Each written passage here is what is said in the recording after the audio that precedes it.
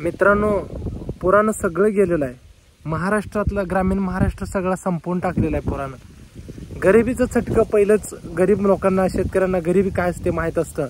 त्या गरिबीतून दोन हात करत करत शेतकरी संघर्ष करतो.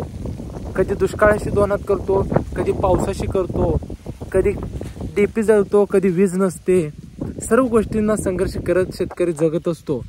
परंतु यावेळेचा मात्र संघर्ष हा भयानक आहे. शेती संपूर्ण संपवून टाकलेली आहे. सोयाबीन, ऊस, मका, केळी, फळबागा, गोरगरिबांचं काय सुद्धा या पावसाने यावेळेस ठेवलं नाही. आणि मित्रांनो, आई वडील आपल्याला म्हणतात ना की बोरा शाळा शिक, शेती करू नको, ह्याच्यात काय नाही, आम्ही आयुष्यभर तीच केलेलं आहे. आपण उलटं बोलतो, परंतु आईवडिलांचंच खरं आहे एका दृष्टीनं असं म्हटलं तर वावगं ठरणार नाही. कोणीच कोणाच्या जन्माला मित्रांनो जात नाही. आपले आई वडील, मम्मी पप्पा आपले जन्माला जात नाहीत. आपण आपल्या पोरांच्या जन्माला जात नाही. परंतु आपल्या आईवडिलाची एक अपेक्षा असते, माझ्या पोरानं उन्हातानात फिरू नये. ही जी शेती आहे ह्याच्यात काही नाही. आणि ते सध्या अनेक जणांना योग्य वाटतंय. आणि सध्या पुण्या मुंबईकडं 10-15 हजारासाठी नोकरीसाठी मित्रांनो लोंढे महाराष्ट्रातून आता जाणार, भयंकर जाणार. माझं तर म्हणणं जाऊ द्या. मी म्हणतो खिशामध्ये महिन्याकाठी 5,000 रुपये जरी खिशात आले तरी तो बिचारा सुखसमाधानानं जगेल. परंतु हे कर्ज काढायची, शेतीत बियाणं टाकायचं, सगळं करायचं आणि एक दिवशी सगळं वाहून जायचं, ह्याच्यात तर कुठं सुख आहे हो. ह्याच्यात तर कुठं सुख आहे. खाली पायाला चिखल, डोक्यावरून रिमझिम पाऊस, कधी विजाचा कडकडाट तर कधी थंडी, ह्याच्यामध्ये तर कुठं सुख आहे सांगा ना. ह्या अक्षरशः गोरगरिबांच्या पोटावरती पाय दिला. लहान लहान पोरांच्या बॅगा वाहून गेल्या, पुस्तकं वाहून गेली, डोळे थरथरत होते जीव वाचवण्यासाठी. आपला जीव राहील की नाही याची सुद्धा शाश्वती नाही. घरामध्ये पाणी शिरलं, रोगराई पसरलेली आहे, गुरंढोरं वाहून गेलेले आहेत. मोकळे जीव आपल्या मालकापासून जात असताना त्यांचं काय हाल झालं असत्याला. रोगराई सगळीकडे पसरणार आहे येणाऱ्या काळात. ताप, थंडी, ह्या सगळ्या गोष्टी होणार आहेत. आणि पैसे मात्र कोणाच्या खिशात नाहीत, अंगावरती घालायला कपडे नाहीत, सगळं गेले पोरानं. महाराष्ट्राचा ग्रामीण भाग, महाराष्ट्राचे ग्रामीण भागातील लोक सगळे कोलमडून पडले आहेत या पुरामुळं. आणि त्यामुळंच ह्या शेतीसोबत काहीतरी जोडधंदा आपल्याकडे असणं गरजेचं आहे. ह्याची जाणीव मला सुद्धा झालेली आहे. मित्रांनो, कुणाला हौस असते हो, प्रचंड कष्ट करून सुद्धा जर त्यातून काही मिळणार नसेल, अशा पद्धतीनं दगाबाजी होणार असेल, एका बाजूनं राजवट, सरकारी राजवट आपल्यावरती खंजीर कोपसते, कधीच आपल्या मालाला कधी 2 रुपये वाढवून देत नाही. दुसऱ्या बाजूला आसमानी संकट, किती वेळेस पिचायचं, किती वेळेस कंबरड मोडून घ्यायचं. आईबापाला ही हौस नाही, सगळीकडून समाज नावं ठेवतो. त्यामुळे तरुण पिढी अतिशय ह्यातनं मोडकळीच निघालेली आहे. 10,000 रुपये 15,000 रुपयाची नोकरी परवडली, परंतु हे काम नको असं एक मानसिकता झालेली आहे. ही अगोदर कधी झाली नव्हती. संकट येत असतात आयुष्यामध्ये, संकटावरती मात करतो. गावाकडची पोरं असतात, मात करतात, तेवढा आत्मविश्वास असतो त्यांच्याकडे, चिकाटी असते. पण ह्यावेळेस मात्र मात करण्यासाठी काही ठेवलंच नाही. 2 रुपये कोणाकडून घ्यावे म्हटलं तर समोरच्याही खिशात नाहीत, आपल्याही नाहीत, सगळं वाहून गेले.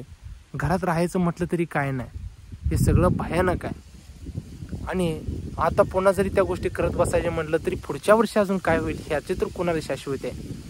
शेतीमध्ये पुन्हा एकदा धान्य पेरावं म्हटलं तर शेतात मातीच ठेवली नाही. दगड गोटे 5-5 फूट 10-10 फूट माती वाहून गेलेली आहे. सगळं भयानक चित्र आहे. आणि ह्याच्यातून एकच सध्या निष्पन्न होतं आहे की कोणता तरी आधार असणं महत्त्वाचं आहे. मुळात गोरगरिबांच्या पोरांना कोणाचा आधार नसतो, ही सगळ्यात मोठी शोकांतिक आहे. कुठल्या पैपवण्याचा आधार नसतो, समाज त्यांना आधार देत नाही. आणि त्याच्यातून पुन्हा असल्या गोष्टी घडल्या तर त्याची कंबरड मोडते. उद्या अनेक प्रश्न आहेत तरुणांच्या समोर. लग्नांचा प्रश्न आहे, स्थिर होण्याचा प्रश्न आहे, शिक्षणाचा आहे, नोकरीचा आहे.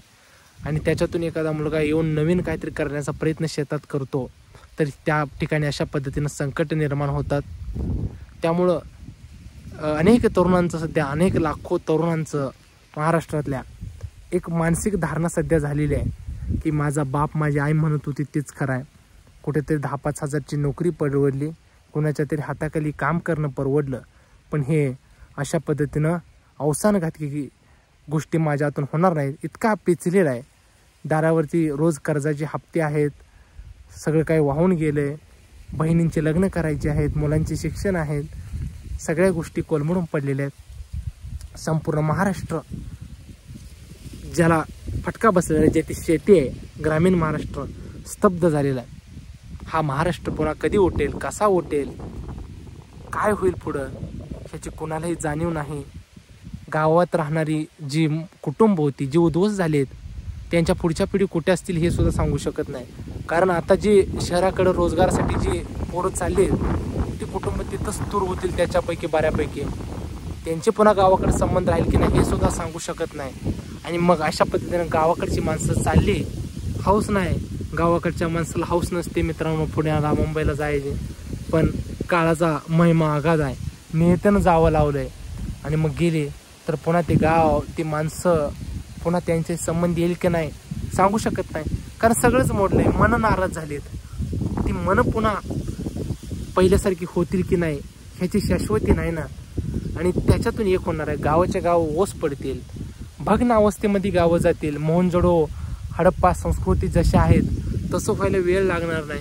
आणि ह्याच्यातून काय निष्पन्न होणार आहे, माणसंच चालली. माणसंच जर राहणार नसतील तर हे देश आणि अमुकन राजकारण ह्या गोष्टींना किंमत काय राहणार आहे, सगळे व्यस्त संपून जाणार आहे. महाराष्ट्र संपला आहे, हा कधी उभा राहील देव जाणो, परमेश्वर जाणो. आणि महाराष्ट्र पुन्हा उभा राहू सध्या तरी काय दिसत नाही. परंतु माझ्या शिवछत्रपतींचा आत्मविश्वास, त्यांची प्रेरणा पुन्हा मिळो.